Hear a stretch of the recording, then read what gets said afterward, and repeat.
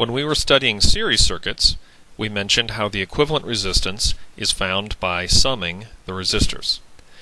When you have a parallel circuit, the equivalent resistance is found using this relation in yellow, which I call the 1/over rule.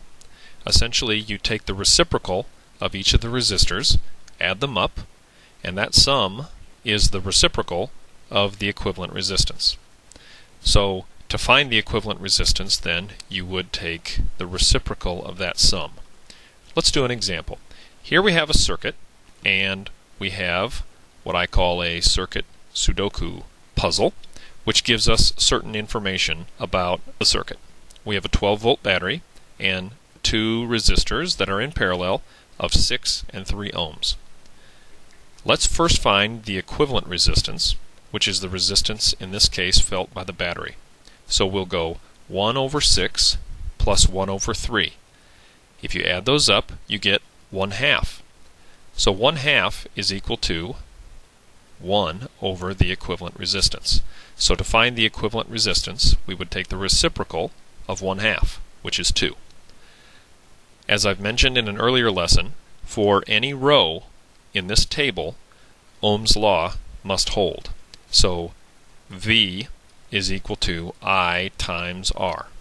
So here we can clearly see that the current through the battery must be 6 amps, because 6 times 2 is 12.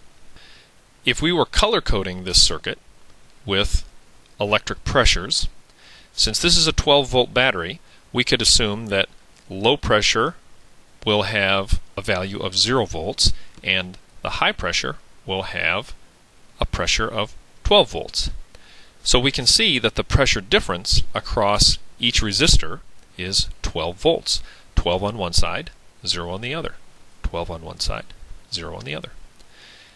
Again, Ohm's law has to apply for this row, so this number right here must be a 2, here must be a 4. Here are some other ideas for parallel circuits. They look like equations, but they're really ideas. It simply says that the sum of the currents is equal to what's going through the battery, and the pressure difference across the battery is equal to the pressure difference across the various resistors. Let's try another one. As with a real Sudoku puzzle, there's no right square that we have to start at. We can start at any square we want. We could, since here we have a parallel circuit and we are given the values of all the resistors, we could find the equivalent resistance, which is the resistance felt by the battery. In this case, I'm not going to do that. Because Ohm's law has to hold for any row in this table, I'm going to find this value right here first, because it's the easiest one.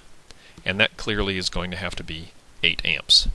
So we have 8 amps going through resistor 1, as I've shown here. Now, if we were color coding this circuit with electric pressures, low pressure would have a pressure of 0 volts. In other words, the left side of this diagram would be 0 volts of pressure, and the right side would be the highest electric pressure. Since we're told that the electric pressure across resistor number 1 is 16, we can see that the color difference, or the pressure difference, across each of the other elements in the circuit is also 16. Therefore, we have 16s all the way down this column. Now we can pretty easily figure out what goes in most of these middle boxes. Clearly that has to be a 4 amps going through resistor 2. This one you might need a calculator for. 16 is equal to what times 6? About 2.67. So we have 2.67 amps going through resistor number 3. And this one's an easy one, you don't need a calculator for that.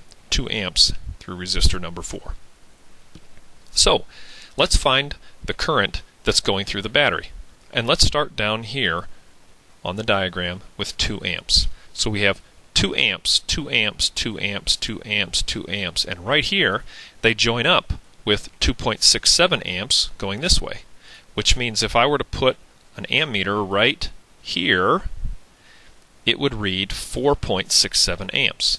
4.67, 4.67, plus 4 coming through resistor 2, which means if I were to put an ammeter right here, it would read 8.67.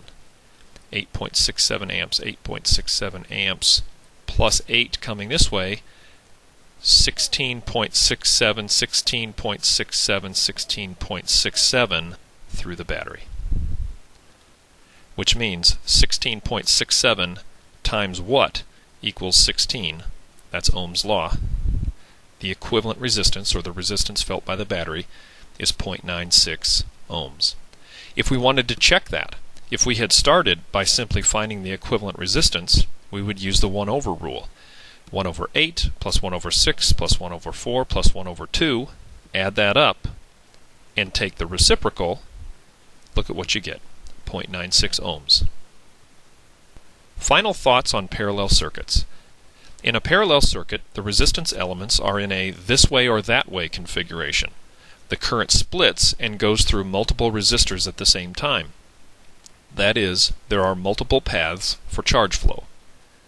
For parallel circuits, the equivalent resistance is found from what I call the 1 over relation. And there it is again in yellow. Anywhere in the circuit, the total current flowing into a junction must equal the total current flowing out of the junction.